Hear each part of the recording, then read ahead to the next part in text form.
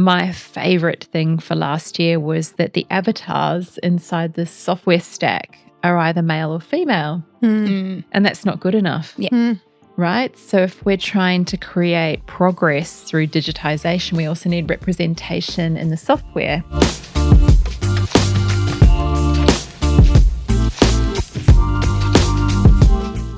Welcome to Breaking the Binary, brought to you by women and gender diverse people in tech. We're your hosts, Arden Jarrett and Sarah Fraser. Today we're really excited to get to know Tracey Hamilton.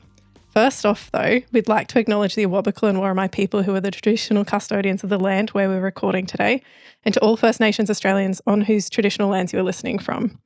Of course, thank you to our sponsors who make our meetup and podcast possible, including Newy Tech People, Yippee! the Port of Newcastle, Whoop!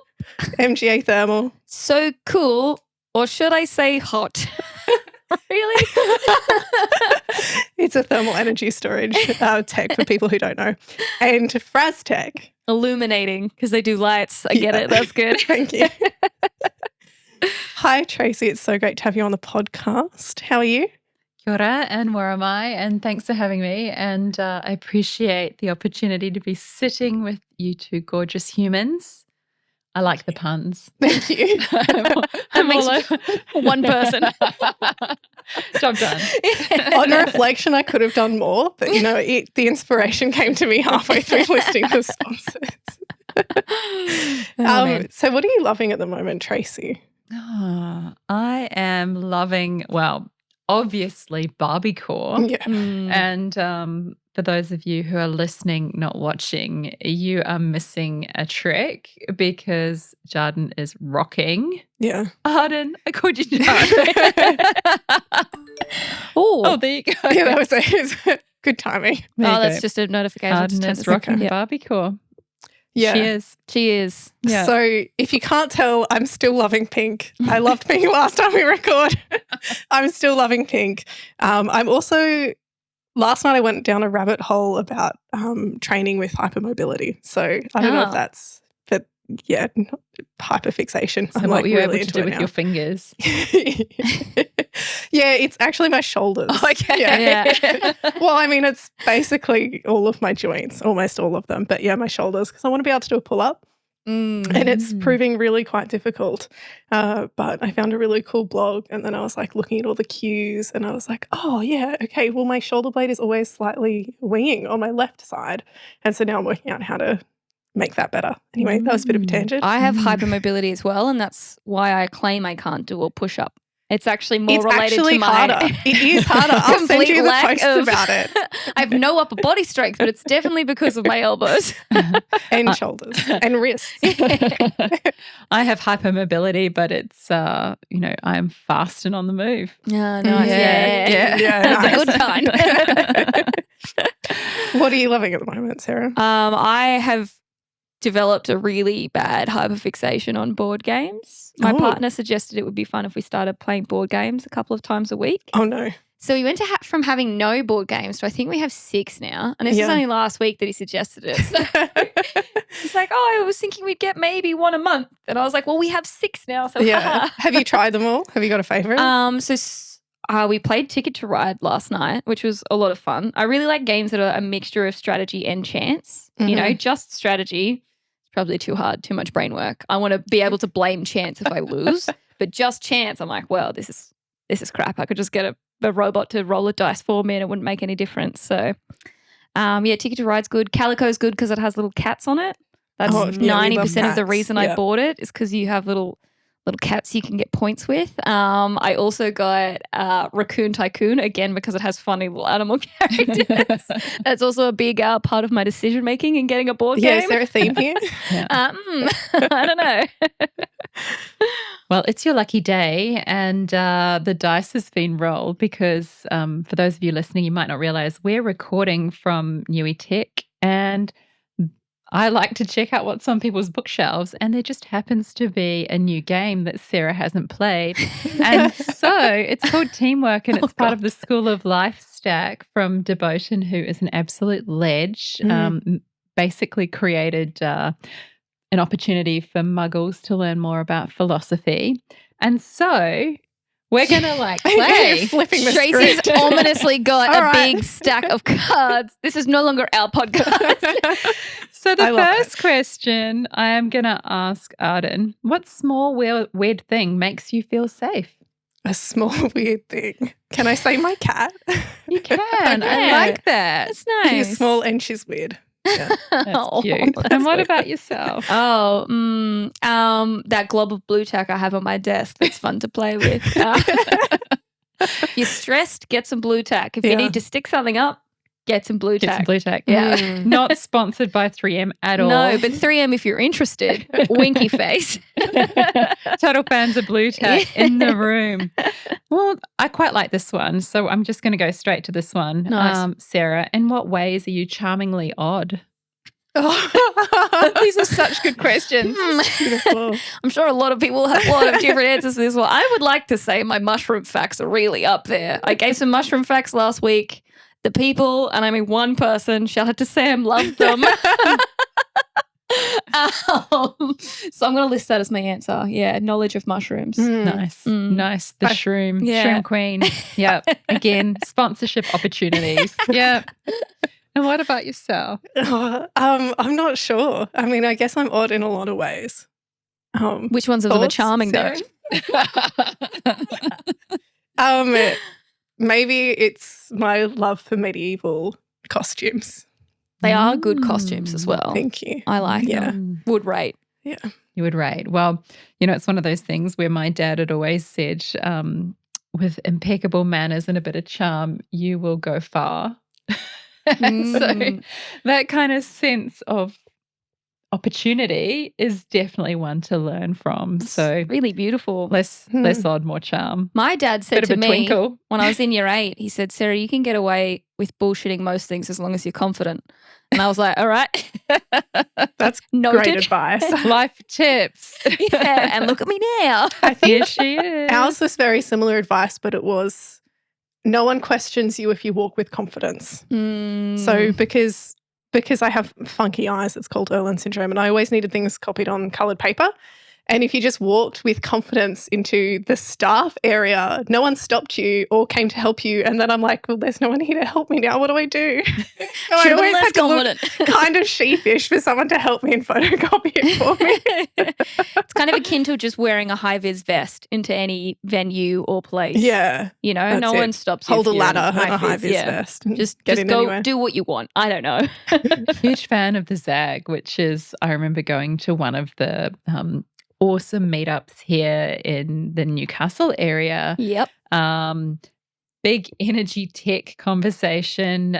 You probably experienced it yourself. I'd come from Australian Fashion Week and I'd presented digital and technology there, and I rock on up at an energy meetup here in Newey in my fashion outfit. And I was definitely engineering Barbie. Yeah. Nice. And so, of course, there was a wee bit of mansplaining. Yeah. Yep. And there was definitely side eyes. Yeah.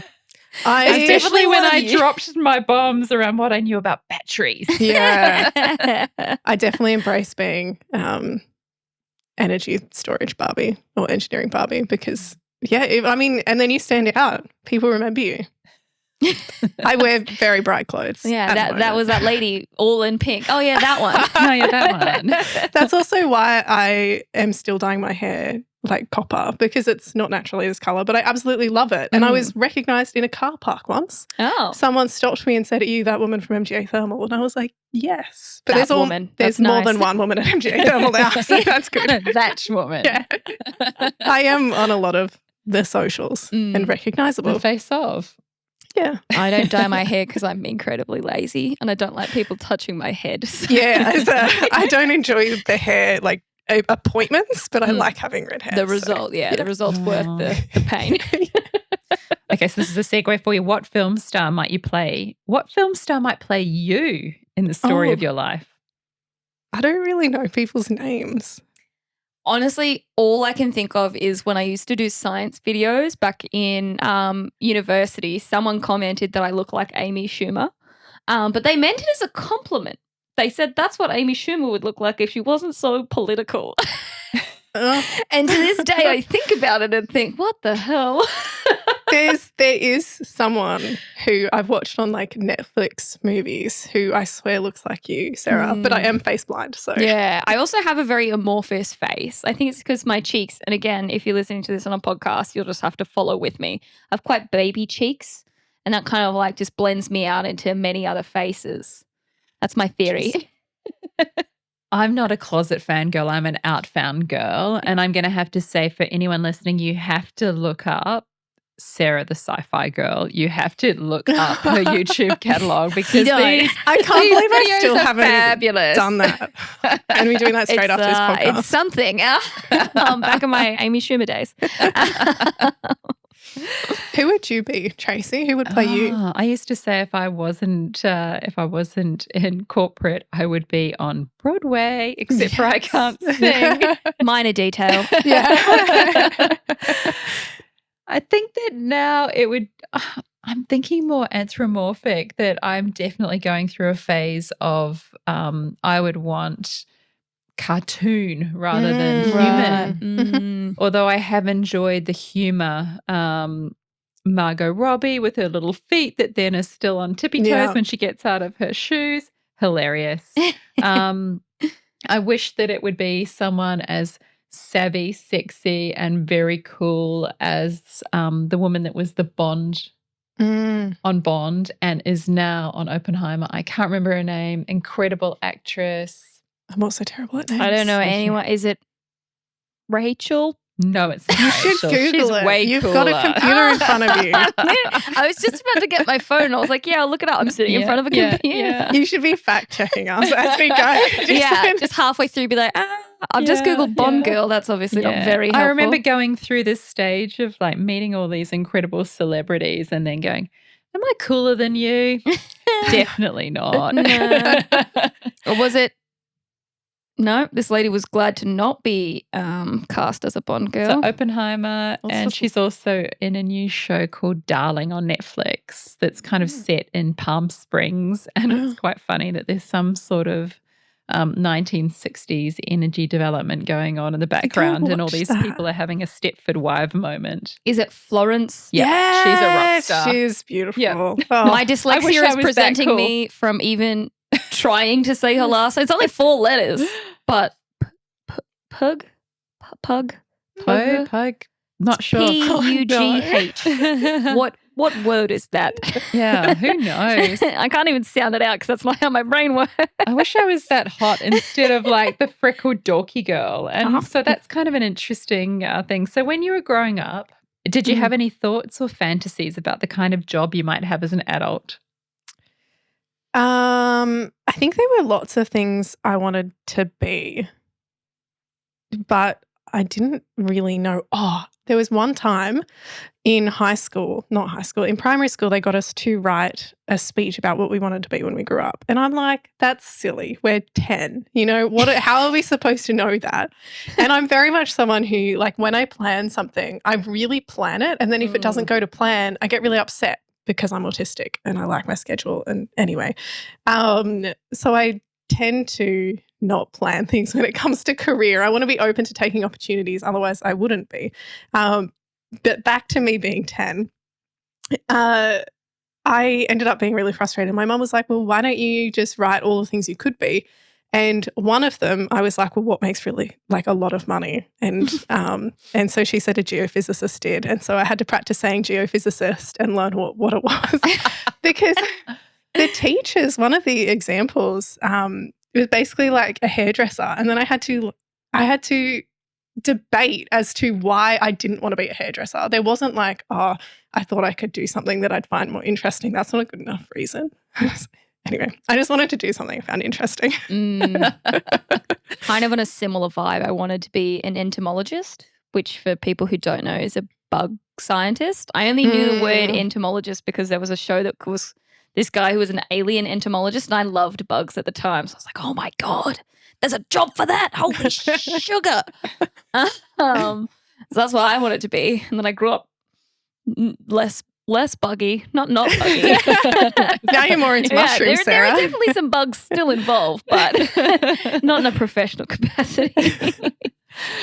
Well, my one was I had wanted to be a fashion designer. Oh, yeah. So, again, absolutely dating how old I am, which is I came of age during the age of the supers, Oh, nice. which is the actual original supermodels, Linda Evangelista and Cindy Crawford and whatnot. And Versace was sadly murdered during that period of time. Oh. But some of the fashion that happened, Naomi Campbell and whatnot, I would save up all of my pocket money and I would get Vogue USA shipped to my tiny town, which is in regional New Zealand with 20,000 people. Oh, my goodness. Got my Vogues shipped and I spent hours draping and making outfits out of sheets.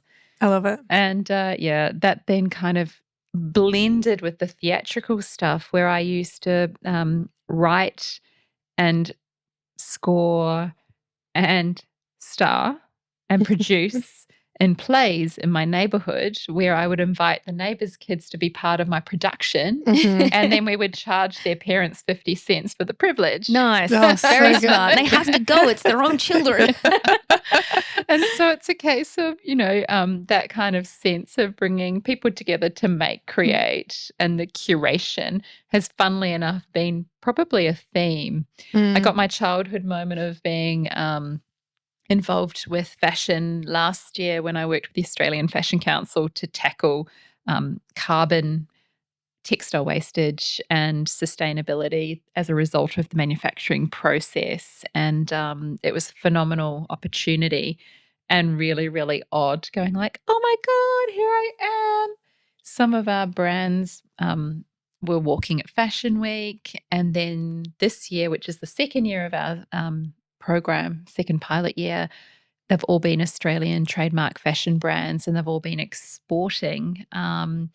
And one or two of them, they're all incredible businesses, but one or two of them are exceptional when it comes to just talent and being able to play a part of what happens when you bring digital to the table and how we're able to create positive change, teach new skills.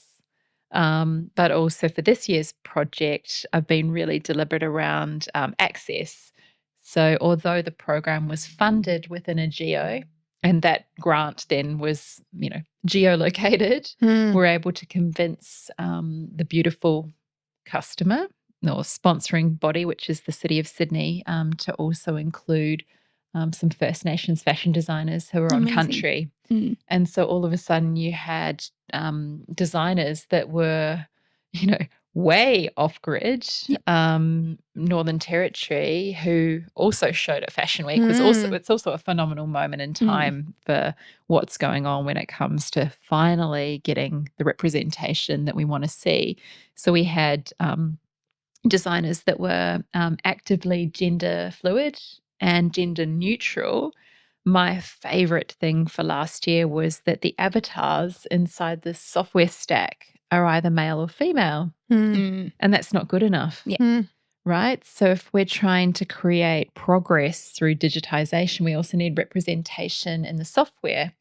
And so Martina Pons, who's an incredible digital artist, collaborated with one of the designers to actually go, when you make clothes in the real world and that person identifies as non-binary, they still have physical needs of their garments. Yeah. So when I make digital assets for games, then if you want to be a pink cat that can do karate chop high kicks and eat mushrooms, which I know. And you know I do. Maybe not pink, but definitely. Brown. That's like a little boring. I don't have to think about any of those physical constraints, but when it comes to the design, but we really want to think about how we might leverage technology to ensure that fit, form, and representation are fully front and center.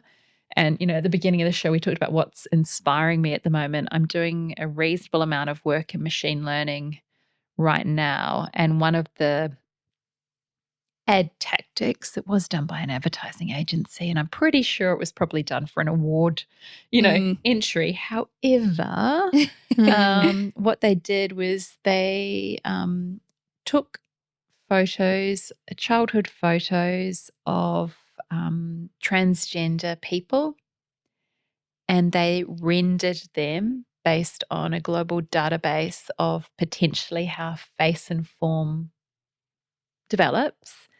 And they reprinted these people's childhood photos Wow. as if they had been the gender that they've chosen. Yeah. And it's so like heart That'd be really expanding. powerful. Like when Yeah. you watch it, you just go, oh my gosh. Yeah. But also imagine that agency to be able to tell your own story. Yeah.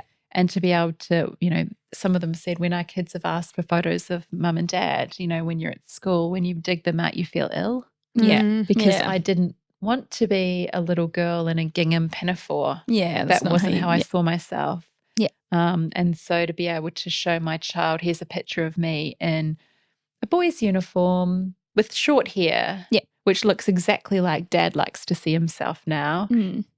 Bloody awesome. Absolutely. Yeah. And I think that's probably some of the, that's what's inspiring me right now is the opportunity to leverage tech for good. Yeah. And to apply it into those types of meaningful domains.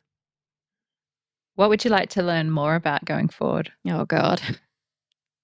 I banned myself from learning how to weave fibers, but you've really put that in my head. At the moment, I'm learning how to obviously play a bunch of board games, but I really love to learn, and this is coming back to the bugs, how to create a self-sustaining ecosystem that has little isopods in it. So they're like little slaters and stuff. You can create a closed ecosystem that just little bugs run around in. I just want an area to keep millipedes and other such cool things.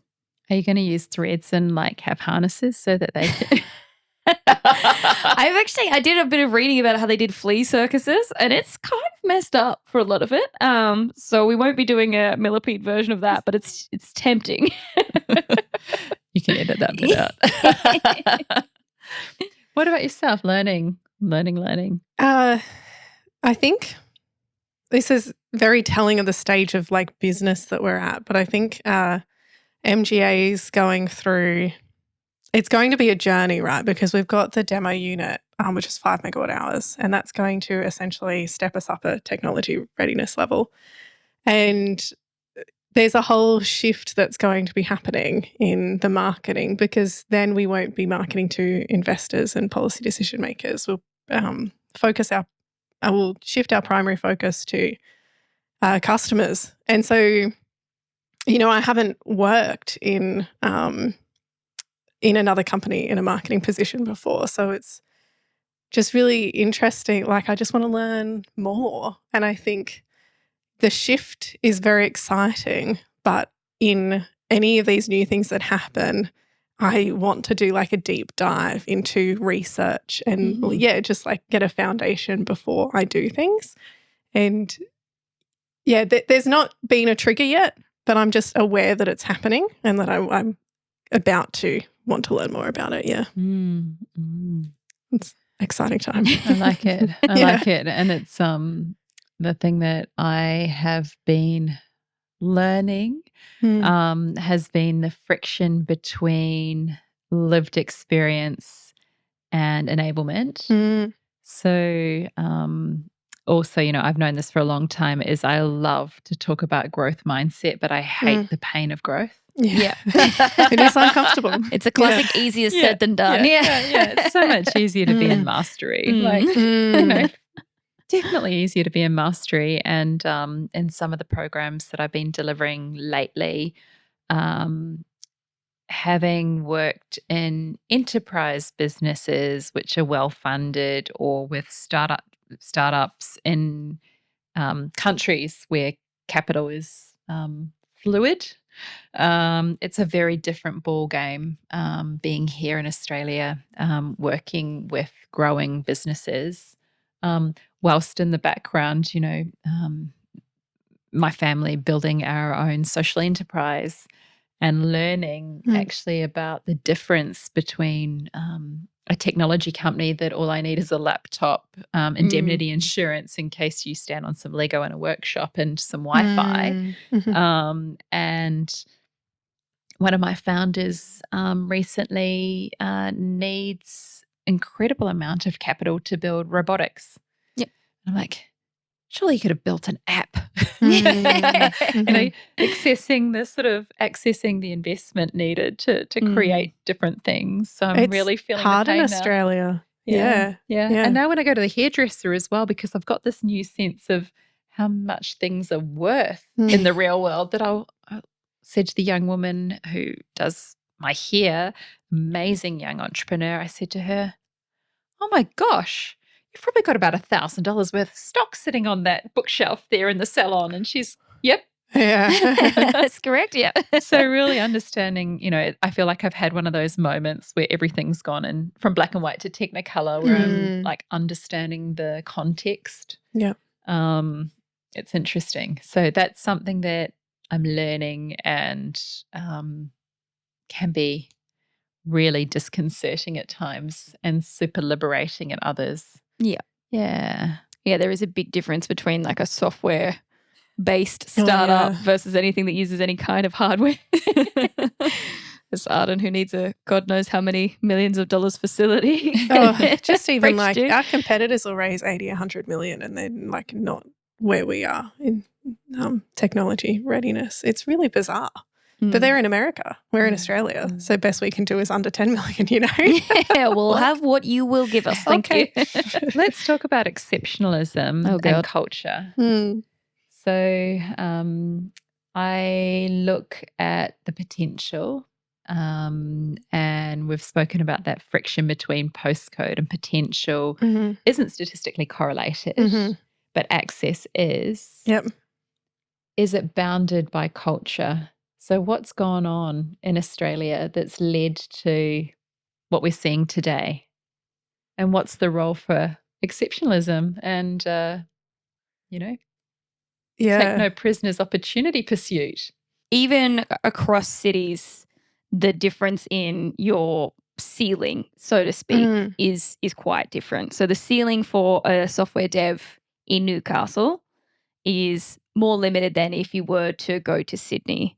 And having conversations even with tech leaders, they've made an active choice to forego bigger, like a greater chance of higher salary to live the style of life they can in Newcastle. So they kind of weighed one opportunity cost, which is money, versus another, which is having to live in Sydney rather than beautiful, amazing Newcastle, go Newcastle, and decided that they're going to just cop that opportunity cost, if you can call that, of salary in order to live a lifestyle that they're more pleased with. As for investment, we are still a younger market as far as the finances go, and there's just not that much available capital, and we're quite risk adverse as investors in general. I think America's like go big, make big, break big. Yeah, I think also the approach that I've heard that the approach in America is if you've had a failed startup, that's good because they see that there's a certain number of failures before a success, whereas in Australia, a failure is like a strike against your name. Yeah. So seems to be a different investor culture. Yeah. Yeah. Yeah, we don't flirn as much. And what about entrepreneurship in schools? So in the US, that kind of correlation around the world's your oyster. Yeah. So a 6-year-old is given the opportunity to engage around conversations in entrepreneurship and innovation because it's believed that they have capability and capacity to learn in that way. What's it like going to school in Australia? When did you learn about business and building and ideas? I'm going to say this is possibly like a risky subject, but it definitely depends on whether you went to a private or a public school. Public schools, innovation is like maybe nice to have, inconsistent, but I feel like a lot of those like innovation, entrepreneurship programs are pushed more in private schools because I don't know why, because they have better funding, perhaps better resources to access those kinds of programs, and have, I don't know why, but I think there would be a big difference between publicly and privately funded students and their access to that, which I guess goes into, in some degree, postcodes and as well as social class and access to the possibilities you have even as a kid. Yeah. I think there's a big culture of not wanting to stand out. Yeah, the tall poppy. Yeah. But even like, I mean, I was an autistic masking girl, so I still didn't want to stand out, even though the culture in my school was to stand out because I went to performing arts high school. So I think there were a lot of people who a lot of people left that school and have done really amazing things. And I think because of that culture where people are encouraged to stand out or do what they're interested in. And yeah, I definitely see it as a bonus. Like isn't it good to stand out? And there's certainly a way to do it in Australia so that you're not, I guess, rubbing it in people's faces, but it's good to be different. Like that's your greatest strength. Yeah. That's what our last speaker at our meetup said. I wanted to talk to you both about that because you both had incredible childhood dreams. And if my daughter is 10. If 10-year-old Lucy in regional Australia is listening to this podcast, what would you say to her?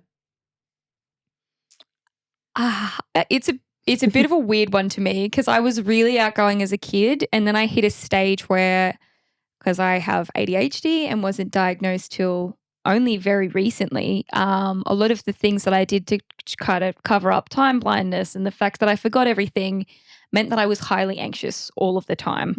And that was fine while I was younger because kids are clumsy and it's fine that they do that stuff. But by the time I got to like probably around almost graduating from primary school into high school, I developed this real sense of anxiety, which also tapped into my belief that I could do something like entomology. And instead I started to look at just like going unnoticed was kind of what I would, if people are looking at you, that's probably a bad thing.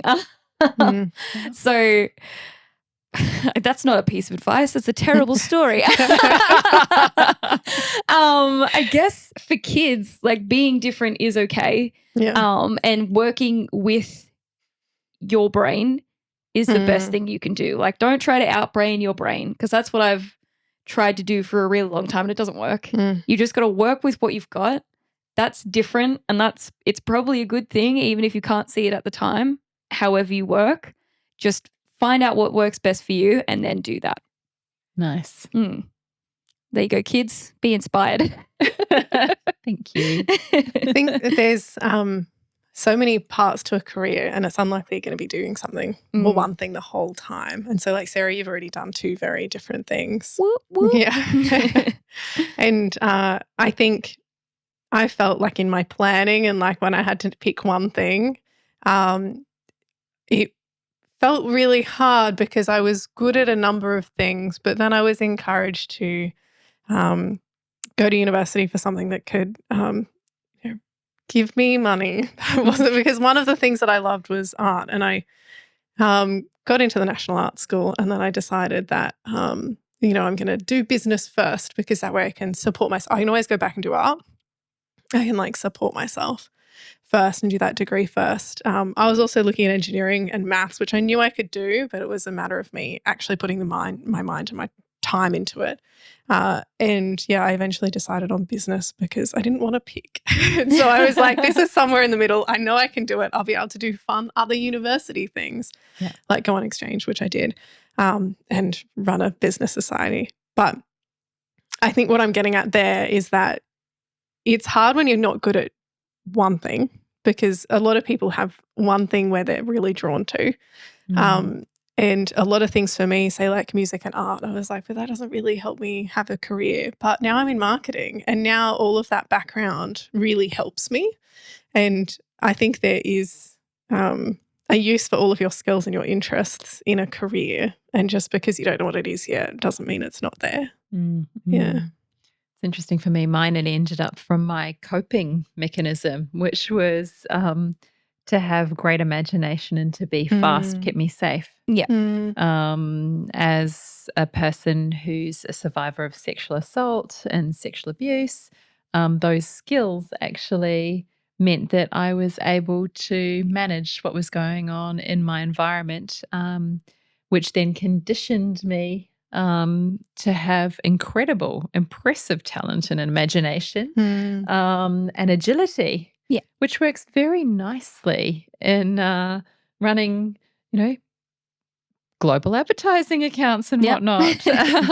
So it's kind of that on-demand pattern making, problem solving, and space holding. You start to understand how your lived experience can also show up.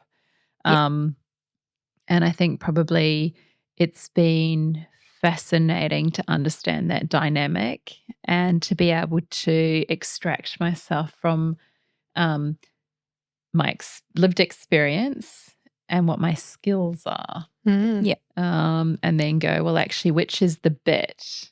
And being a good girl and being a smart girl were two things that society liked. And so leaning into pleasing, I mean, I used to say that I was such an achiever, even my blood type is A+.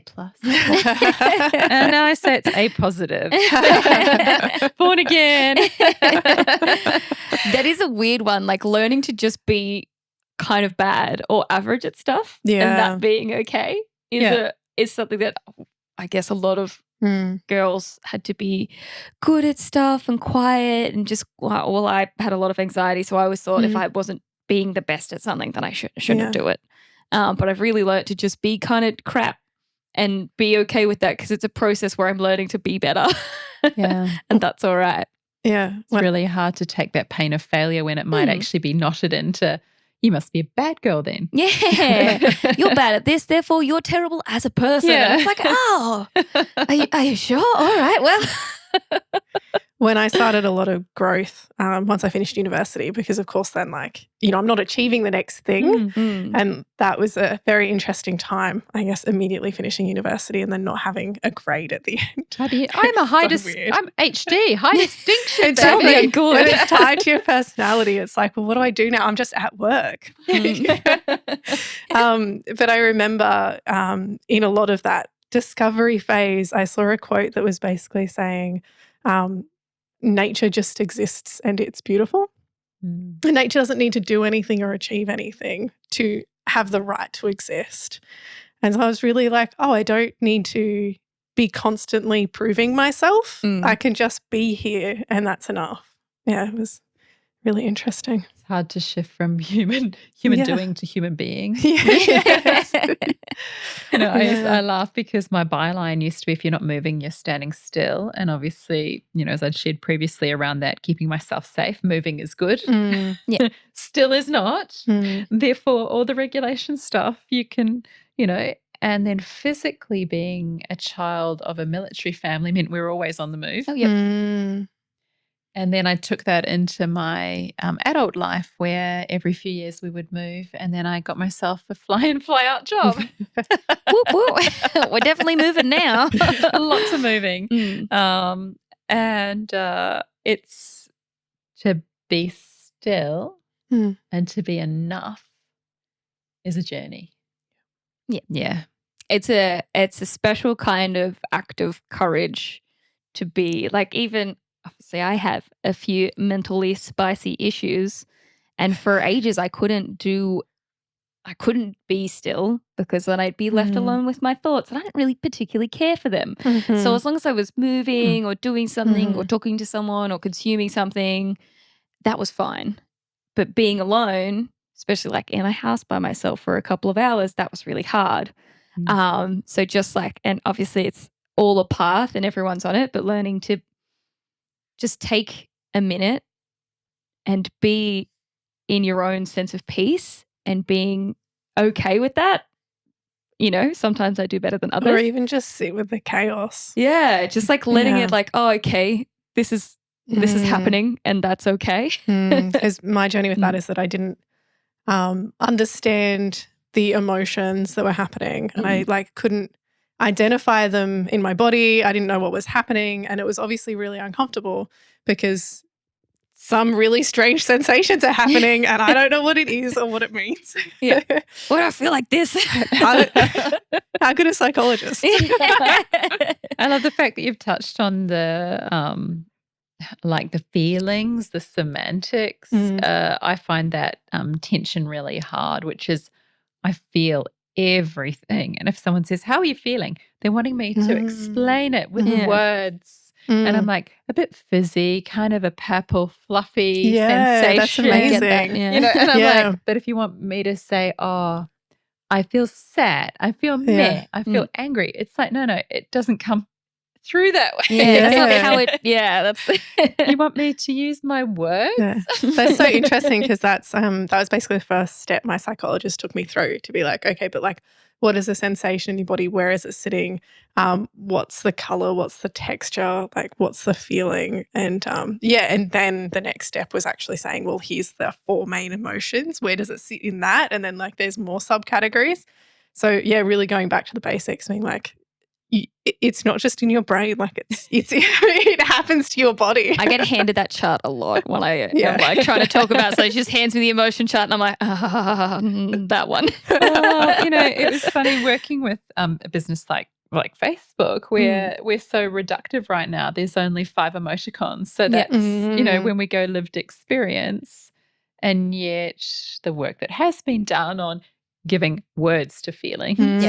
You know, the team at Stanford who have done some amazing work with children and emotions, you know, have gone, there's like 180, I think it is, felt, you know, emotions. And, you know, we're building, funnily enough, in innovation programs now, I look at emotional vocab because being able to articulate your wants and needs allows you to be able to communicate with others, although obviously need to drink my own juice. Yeah.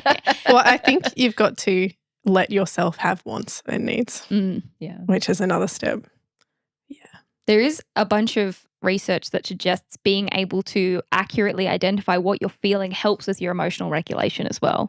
So if you know, oh, I'm feeling agitated, and you can put a word to it, and the better your vocabulary for how you're feeling, the more likely it is that your emotional regulation will be better, which is interesting. One of the things my psychologist said was, you're allowed to feel bad and that's okay. And I'm like, no. No. Would you like a cup of tea? I'm sure I can help you. Yeah. So that's kind of like where I'm, you know, learning to have those moments, because not everything's sunshine and rainbows. We will wish we could live in Barbie world, but sometimes we live in the real world. It's kind of grim out here. Can you have good days if you don't have bad or average days? You can have good and then great days. Yeah. Okay. It was good and great. Seriously, Likert scale, would you not want to be a 4 or a 5? Yeah. We don't every do 2s single and 3s. day. No 2s or 3s. Definitely no 1s. Doesn't that turn into the average though? Alrighty. If you got any, would you like us to ask you some questions, or would you like to? Yeah, I was going to say advice. Oh. Advice? Would you like us to ask you about advice? No, I want you to give me some. Oh. All right. I mean, all of this. In what context? Oh, just whatever. Yeah, let's have a look. Like, let's do it like a tarot card. What or who needs more appreciation?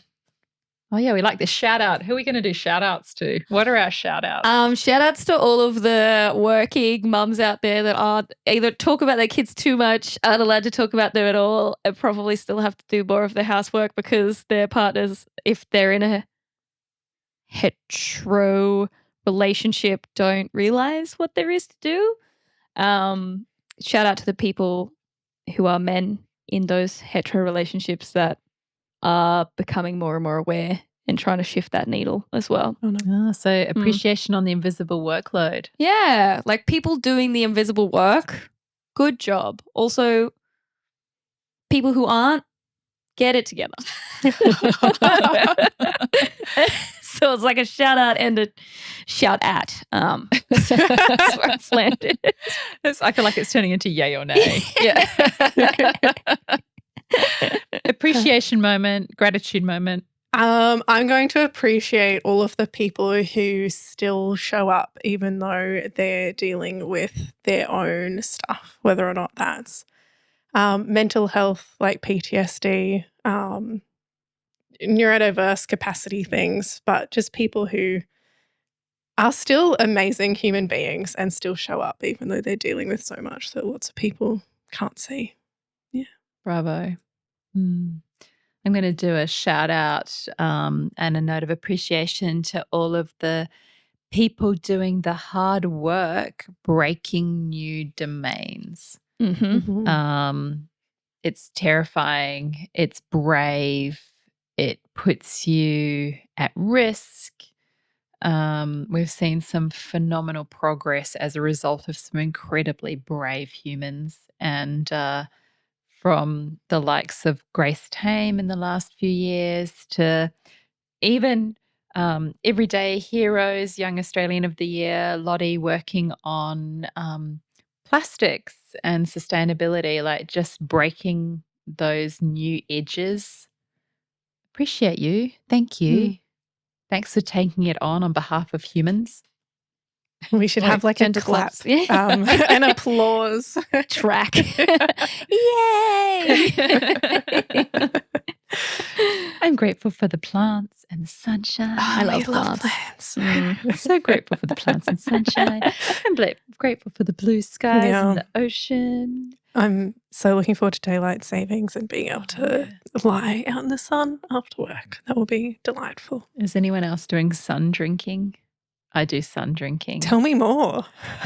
It's too hot to Just drink. pretend that the sun is there and you... I've set myself a goal to go for at least one walk every weekend out in the sunshine because otherwise midweek I'm like, I wish I could be out in the sunshine, and it just, passes you by because you're at work during the week. I should do more of that. I actively avoid the sun most of the time. We can't tell, Sarah. You can't tell from my luminous tan. You could always go Slater curation. Like you could take your little baggie out and then go down low underneath the ferns. And see I actually currently have a jar of dirt that I stole. I asked with permission to take a scoop of dirt from my friend's farm. It's like out near Stroud, so there's nothing around except for bush. So I took a scoop of dirt to see what would grow if I kept it in a jar. So far, grass. I'm thinking bioemergency likely. Oh, yeah, 100%. Yeah. I'm hoping sometimes if you get lucky, you can get like eggs of bugs and the bugs hatch and then you have little bugs in the jar. That hasn't happened yet, but maybe if I keep taking scoops of dirt with permission, eventually I'll get some bugs. I liked the tree wisdom conversation earlier. So I remember taking people, senior leaders who were always traveling, altitude, working in high-rise buildings, living in apartments, and taking them down to the grass and getting them to take their shoes off and how emotionally overwhelming it was for them. Yeah. And then I started to create committed programs around tree bathing. So going into forests to breathe in the trees and the energy. And since I've been back in Australia, I'm very lucky. I'm on Warramai and I'm in Port Stephens and we've got trail runs. And so I've looked at the bushland that we have, and it's really fascinating when you go the way the ecology supports itself. So I've got a working story at the moment, which is going to be a workshop, which is called Grow Where You Land. Yeah. And it's about like what happens when you are always moving and then you stop. And so how do you thrive in whatever environment you find yourself in? And it was inspired by these tiny little ferns that were on the edge of a running trail underneath this incredible canopy. Yeah. And I'm like, they're new arrivals. Look at the size of them. And they were out of context. So they've obviously come from bird poo. Yep. And they just dropped in there and then they've grown. And yet there's this established canopy forest. I'm like, wow, that's really cool. I love ferns because we have so many that grow in all of these weird places around the outside of my house because I also live in a bit of a jungle. But as soon as I try to grow them inside, they're like, this is not for me. I'm like, damn it, you were growing on a rock. There's something inside not going down for me. Yeah. I live in suburbia, but the other week I had terrible sinus pain and I left work early. I was house sitting for my parents who live on acreage, and I immediately, I got home thinking I'd need to have to take the rest of the afternoon off, went outside for not even 10 minutes and just felt better. It was crazy. I was turns out just needed to go home. Needed to spend sit time in the sun, outside and say hello to the horse and the dog and be in the sunshine. Yeah. And then, my face stopped hurting. Well, humans are meant to be around soft shapes. That's like one of the theories, like foliage and all of the natural environment is quite soft. It's only the built environment that has a lot of these harder squares and straight lines and a bunch of other stuff that you don't really see too commonly in nature. And it's an article. No, I'm like, petition to make buildings soft. Yeah.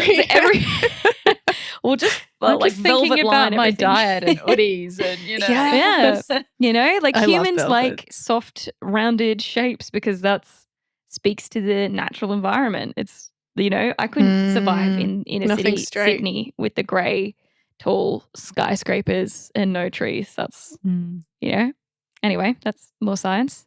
No fungus facts today, but You can whip one out now, Sarah. I actually went to Yamba last week, and I took a whole bunch of photos of funguses. So if anyone's interested, hit me up. I've got the goods.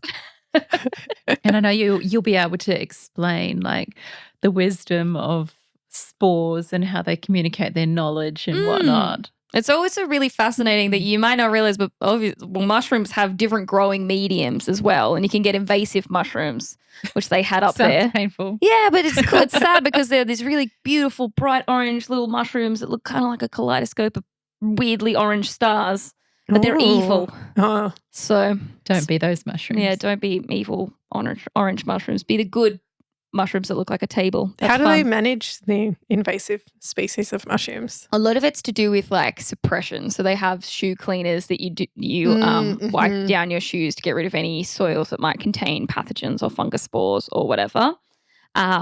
So this is if you go walking in bushland overseas or different areas, make sure you wash your shoes properly. We'll declare it at customs. Yeah. But last time I went through, she was very reluctant to wash my shoes. It was very annoying. She was like, "You're not going to be near cattle, livestock." I'm like, "Yeah, I am. I live on property." I did not know they would wash your shoes. Yeah, they for do you. it. Well, Reluctantly. oh, They do it. amazing. Well, next time you're coming back from Europe and you have filthy shoes, apparently there are people at the airport. Line up. So what are plans for going out on country then? I'm actually going to, it starts with a D, Dunning Swamp or something. And Mum has a strong connection to country, so she's brought a little projector. She's going to play some First Nations Australian stories onto the roof of a cave while we're out there as a bit of a bit of a beautiful experience. Is this an open event? Can Yeah, we I'm come? like, is this on Eventbrite? Do we have to glamp? Because she's always been really in touch with that. Like we had a First Nations Australians book that we would read every time we go camping. And so that's something that we kind of carry out throughout because we are big campers and we love the bush, bringing the rich heritage that the bush has as well with us. It's always been really important. Anyway, it's a very timely question. Yeah. So that's good. I'm kind of feeling that there might be like a September away thing. There needs to be a thing. Let my mum know we're all coming. Well, my mum is like biodynamic organic. Yeah. And so although she's a scientist, that's the lever that she has used. Yeah. And my son will say we're all 99% banana. Same DNA. Pretty sure my partner's 100% banana then. Because he eats a banana every single day. So that's just shifted the needle. Yeah. Great for soluble fiber. So a pro tip, if you have trouble with asthma, eat at least 3 bananas a day. Really helps. Three is a lot. It's a lot. That is. But like maybe do that for 2 weeks and see if it helps. And How then many scale it back a bit. bananas do you need to eat before you're radioactive with the potassium? I think Like, I'm assuming so more many you than, would die. pine nuts apparently very radioactive. Right. So if you got a pocket full of pine nuts and you go through like a radio leak detector at like a radio, what do you call it? Radioactive Oh, energy producer, nuclear plant. Yeah, nuclear plant. That you'll set the leak detectors off. Better than Semtech. Yeah. Imagine that. What a power move. They're like, oh, there's a leak. Oh, my God. And then you just pull out of your pocket a handful of loose pine nuts, sprinkle them on the floor, and you're like, that's probably that. Yeah. Be careful what you eat, people. Yeah. Pine nuts are not safe anymore, apparently. I'm sure pine nuts the big ones. They're the little Are they the ones. small They're ones? little. What's They're the big quite small. one? Walnuts. No. Cashews? Brazil. No. It's the Brazil nuts. Oh. I'm sorry. Replace everything about pine nuts with Brazil nuts. Lucky it's not macadamias. We can't have you impacting our local economy. Macadamias are delicious. Thank God this isn't a science podcast or we'd be in a lot of trouble. Have you given us what advice you would give to your younger self? I can't remember. I don't think that we did. Okay. In the growth work I've done, it's been around self-nourishing, self-nurturing, self-care, self-acceptance, all of those things, which is you're not a bad girl, you're a good girl. But also it's funny in the journey back to self as well, you realize that she, they, her might also be your power play. Yeah. And so when I first started in work, one of my first jobs was in a corporate law firm, and I used to wear fairy wings to work. As you Which do. I love it. really trigger people in the city in Wellington. I can And I thought it was hilarious. Everyone would get out of your way because they're like, oh, it's the fairy woman again. And so it's funny, you know, some people have a word of the year, and I didn't have a word. I had a whole sentence because, you know, my brain can't quite edit in that way. You're asking too much of me for one word. And so mine was rebellion through creative curation. So it was, how can I leverage the opportunities that I have to create conversations, stages, momentum by deliberately drawing incredible humans to the table. And on that note, thanks for being with me today. This is officially Tracey's podcast. Damn it. Season 2, we're recasting the hosts.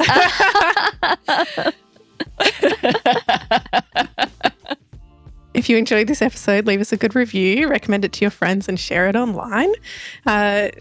Linked in the description is our meetup group, LinkedIn page, Instagram. Please give us a follow to support our community and stay up to date. And as is custom, I'm leaving the final words of wisdom to you, Sarah. And always putting you on the spot. That's my bye for today. Come on, Yoda. Be like the Slater. Bye.